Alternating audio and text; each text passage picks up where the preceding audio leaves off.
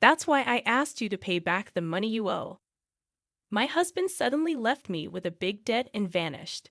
I tried to reach him, but he didn't respond. What should I do now?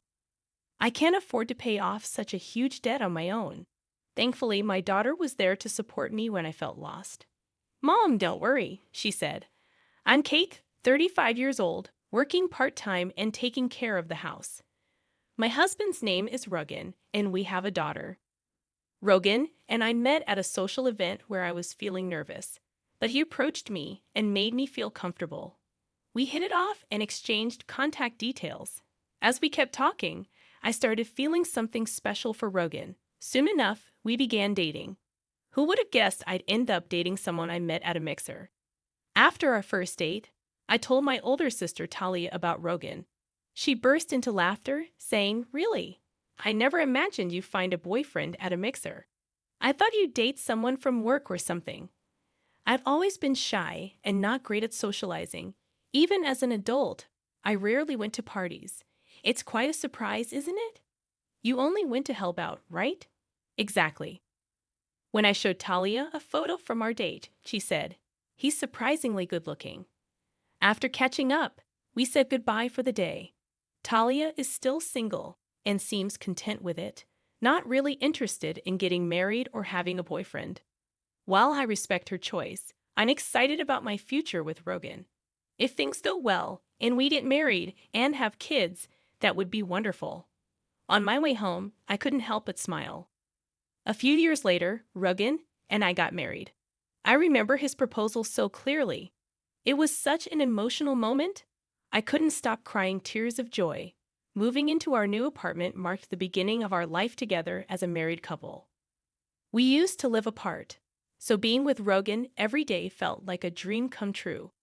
Even though our work schedules were different, we made sure to have dinner together, sleep side by side, and cherish every moment. On our days off, we'd relax at home or go for drives, enjoying each other's company. The arrival of our daughter, Rhea, brought even more joy into our lives. She was so tiny and adorable. Her birth was an incredibly emotional experience that I'll never forget. Since Rita was born, I felt like I found true happiness. Our parents and relatives were thrilled too, sending us lots of gifts to celebrate. Just before Rhea was born, I quit my job to focus on taking care of my family. Rogan has always been supportive, helping with household chores and taking care of Rhea, even when he's tired. He'd often say, "I'll look after Rhea so you can rest." I'm grateful to have married such a wonderful person like him. Living with Rogan, who loves and cares for us so deeply, has been incredibly heartwarming. However, a few years down the line, I found myself regretting marrying Rogan deeply. Several years after Rhea was born, Rogan surprised me by resigning from his job. He explained that he had been struggling with a new boss, which had taken a toll on his mental health, leading him to quit. While I understood his reasons, I couldn't shake off the feeling of frustration. Why hadn't he discussed this with me beforehand? Our family relied on his income, so such a significant decision should have been made together. That was unexpected. "Have you thought about what's next?" I asked. "Don't worry, I'll figure it out," he replied vaguely. His response didn't ease my concerns, but I had no choice but to trust him. Luckily, Rogan found a new job relatively quickly. That's a relief. I thought about working too, but with Raya still young, I want to be there for her, I explained. "Is everything going well at the new job?" I asked. "Yeah, it's fine," he replied curtly. I sensed something was off, but I didn't want to push him further. So I handed Rhea to him and went to take a bath. A few days later, Rogan returned home looking downcast. As I tried to inquire about what had happened, memories of his previous abrupt resignation flooded my mind. Could it be that he had quit again so soon? Sadly, my suspicions were confirmed. "I quit my job," he admitted. "Why?" I asked. "I just couldn't get along with my coworkers, especially being bossed around by someone much younger," he explained. "I understand, but we'll get through this. We'll find another job, and I'll support you however I can." I reassured him. Suddenly, Rogan's demeanor changed, and he lashed out at me. "Why do you look so displeased? You only eat because I work. You just stay at home and act all superior, he snapped, tossing his bag onto the table. Confused by his outburst, I asked, "What's wrong?" "Just shut up," he retorted angrily, grabbing a whiskey from the fridge and downing it in one go. I was taken aback by his behavior. I'd never seen him this upset before. I tried to calm him down, but he continued to vent his frustrations, eventually slumping onto the sofa in a sullen mood. I was shocked and hurt by his words, and our relationship suffered as a result. Since then, Rogan has been stuck in a cycle of finding and quitting jobs. We went through uncertain times and faced many anxious days. "Rogan, can't you take your job more seriously?" I tried to be understanding initially, but with everything going on, I couldn't stay silent any longer. "You're being unreasonable. If you're unhappy, then you should work and earn money. You rely on me too much." "But what about Raya? What about her?" Lately, Rogan seemed to be losing interest in Rhea and avoiding her. When Raya was born, he was so attentive and happy, but now he was like a different person. No matter how much I pleaded, he showed no interest in finding work. Eventually, I had to leave Rhea with Talia and start working myself. "I'm sorry to burden you with this," I told Talia. "It's okay. Rhea and I will be fine," she reassured me. Rhea had just started kindergarten, so leaving her with Talia wasn't too concerning. I trusted Talia to take care of her, and Rhea was surprisingly mature and calm for her age. She enjoyed reading newspapers and could write long sentences. Rhea was quiet and composed, and I worried if she would make friends at kindergarten.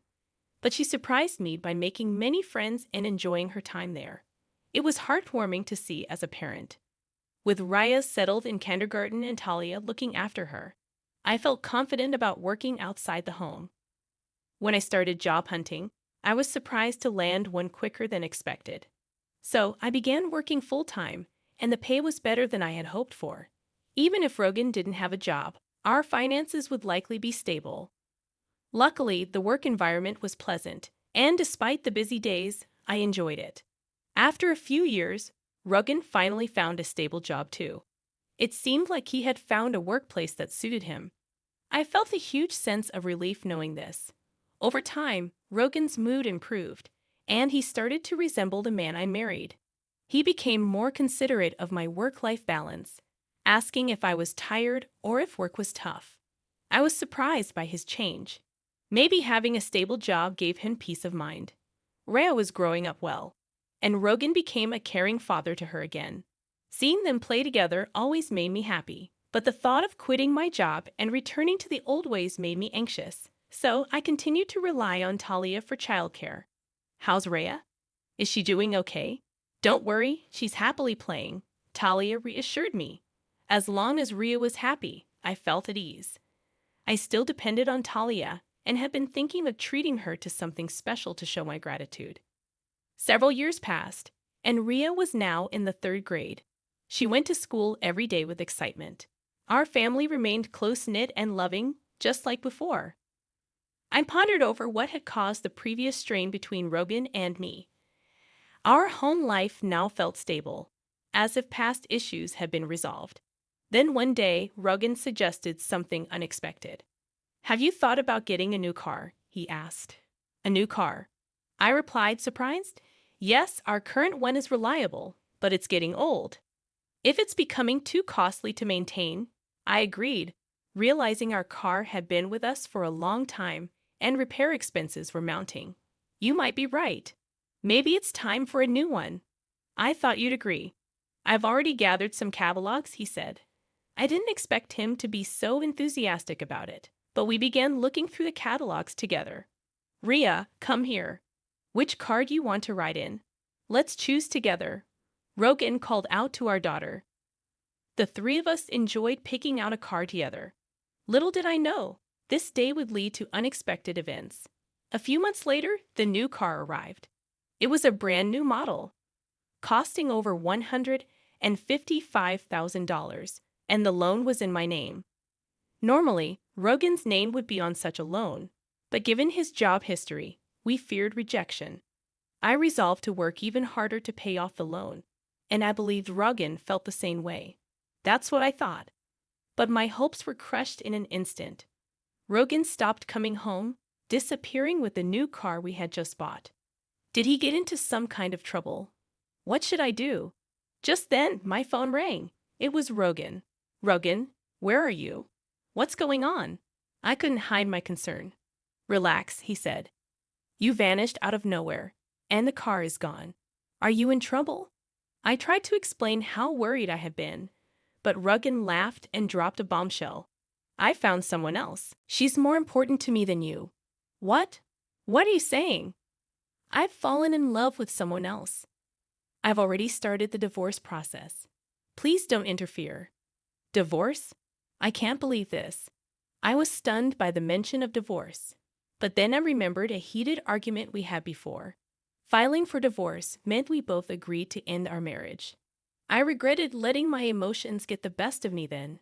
Oh, and I have a debt. You'll have to repay it. Rogan added casually. What? How much? Around $200,000. You'll handle the payments. With that, he hung up abruptly. I never imagined something like this could happen to me. Were all of his kind gestures just a facade?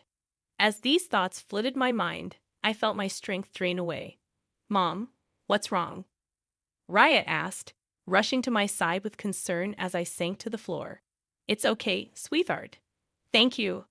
I reassured her, trying to maintain a brave front even as anxiety gnawed at me. How would I manage with such a huge debt hanging over us? The thought of $200,000 weighed heavily on my mind. And then there was the car loan to worry about too. In a panic, I checked my bank balance, searching every nook and cranny for my ATM card, but it was nowhere to be found. Frantically, I checked my bank app on my phone and was horrified to see a significant decrease in my account balance, with no memory of making such withdrawals. Rogan was the only one who could have done this. I tried to reach him, but there was no response. It felt like my world was falling apart. With a blank mind, I resolved to focus on earning money. I decided to keep this burden a secret from Talia and Ria to spare them unnecessary worry. Weeks later, I collapsed at work due to extreme stress and woke up in a hospital bed, bewildered. Where am I? I asked weakly. Talia entered the room with Raya, her expression full of concern. It turned out I needed to stay in the hospital for several days for further tests. What should I do? I fretted. Let's discuss Rogan once you're discharged, Talia suggested gently. Raya then confessed that she had overheard Rogan's phone call, surprising me with her knowledge of the situation. As I prepared to leave the hospital, I couldn't shake the feeling of apprehension, worried that Talia might reprimand me for letting Raya in on the truth. The next day, I underwent various tests, which revealed that my poor health was due to cancer. Thankfully, it was still in the early stages, and there was hope for recovery through surgery. Although the surgery was successful, returning to work immediately seemed out of the question. With no savings and medical bills mounting, I felt overwhelmed. During this difficult time, Talia and Ria became my pillars of support. When Ria explained the situation to Talia, she was even more outraged than I had expected. Talia tried to track down Rogan to make him repay the debt and cover the medical expenses, but his whereabouts remained unknown. What should we do if we can't find Rogan? I wondered aloud. Talia then suggested an idea. What about the car that's in your name? Rogan has it, right? Maybe we can try to get it back. Is that even possible? I asked, surprised. Talia explained further. I found out where Rogan is currently working. Surprisingly, he's at a different company inside the same building where I work. Although I usually work remotely, I've seen him there on occasion. With this information, we can make a plan. Then let's go to Rogan's workplace right away, I suggested, eager to confront him. But Talia advised against rushing into things. We need a solid plan, not just a spontaneous approach, she cautioned. Ria and I have an idea, she continued. That's right, a plan? Raya confirmed, exchanging a smile with Talia. I couldn't quite grasp the significance of their demeanor. As I watched them silently, Raya smiled reassuringly and said, Don't worry, everything's taken care of. What kind of plan have they concocted? They didn't provide details, but everything became clear a month later while I was at Talia's house. Suddenly, a call came in. Glancing at the caller ID, I saw it was from Rogan. Initially, I ignored it, but it kept ringing persistently. Something must have gone wrong. Summoning my courage, I answered, and Rogan's frantic voice pleaded, "Please, help me. I'll explain later. Just come now. I'm in trouble, about to be arrested." He quickly shared his location and hung up. Talia and Ria, who had overheard the conversation, finally unveiled their plan. We reported the car as stolen. And it was Ria's idea? Talia explained, beaming with pride. Ria blushed and looked down, clearly grateful. I thanked them both profusely and rushed to where Rogan was waiting. The park he mentioned was surprisingly close to my home. Police officers were gathered around Rogan, questioning him. We hurried over to him. First, we explained the situation to the police officers and asked them to leave. Then, Rogan invited us into his car and began explaining what had happened. As I glanced inside the car, I noticed a confident-looking woman sitting boldly in the passenger seat, her legs crossed, staring at us with a cold gaze. "Thanks for coming, but why did the police show up?" Rogan asked, clearly perplexed. He had been surrounded and questioned by the police, yet he seemed unaware of their words. I was so shocked that I couldn't find the right words to respond. I reported the car as stolen, I finally said. After all, the car belongs to me. We're divorced, so there's no reason for you to be using my car. Reporting it stolen was the logical thing to do. You probably didn't expect to be accused of car theft. Raya chimed in, addressing Rogan, who appeared shaken. "Dad, why did you leave us? Why won't you take responsibility for repaying the money? Explain yourself." Rogan sighed and looked at us with an exasperated expression, but he remained silent. "If you refuse to speak, I'll have to involve the police. Using my name without permission is a crime," I warned him sternly. At this, Rogan began to speak hesitantly, bit by bit. He opened up about his mistress, Lily, who had recently started working at the same company as Rogan. Their relationship began at a company welcome party and quickly turned romantic. Shockingly, Rogan discovered about 3 months ago that Lily was pregnant, evident from her growing stomach. "So you chose her over us and left?" I questioned, my tone sharp. Talia chimed in, interrupting Rogan's attempt to explain. She criticized his past actions, including his irresponsible behavior toward the family, frequent job changes, and quick temper. Rogan, seemingly lost in thought or simply ignoring Talia, remained silent, while Lily's irritation was evident. She pressed him about the $200,000 debt, but he stayed silent. Then Lily dropped a bombshell. He borrowed money in his wife's name to buy me luxury items. I was lucky. A $200,000 debt for gifts to Lily. What extravagances had he bought her?